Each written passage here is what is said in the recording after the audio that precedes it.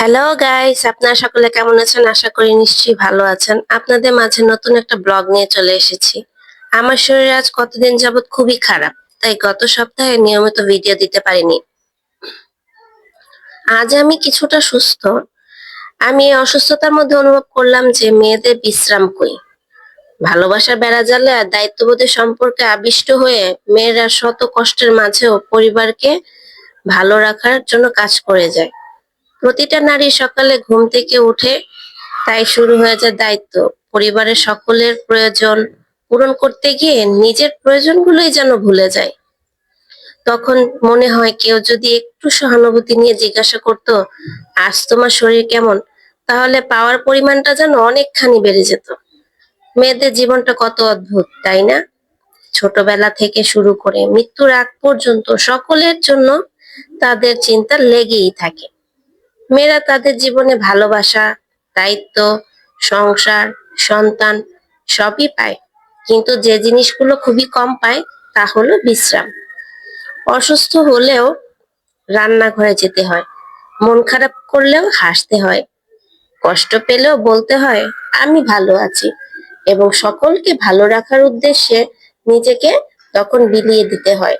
তখন সকলের ভালো দিকে চিন্তা করে নিজের কষ্টটুকু যেন মেয়েরা ভুলেই যায়।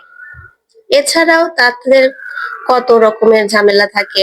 শ্বশুর বাড়িকে সুখে রাখো, মার বাড়ির সাথে যোগাযোগ রাখো, এছাড়াও আরো কত দায়িত্ব। মেয়ের স্কুলের পড়াশোনা দায়িত্ব, হোমওয়ার্ক করানো, স্বামীকে ঠিক মতো কাজে পাঠানো, এগুলো তো রয়েছেই।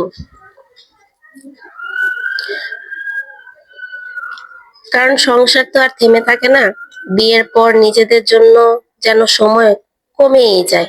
সবাইকে সময় দিতে দিতে, অন্যদের ভালো রাখতে রাখতে নিজের সময়টুকু যে কখনই হারিয়ে যায়, তখন সেটার কোনো খেয়ালই থাকে না। শুধু নিজের স্বপ্ন বা সময়গুলো নয়, স্বপ্নগুলো হারিয়ে যায়, তা খেয়ালই থাকে না। সব মেয়েদের জন্য বলি, আমরাও মেয়ে, আমরাও মানুষ, আমাদেরও কিছু স্বপ্ন, আমাদেরও কিছু আশা, কিছু ভালোবাসা রয়েছে।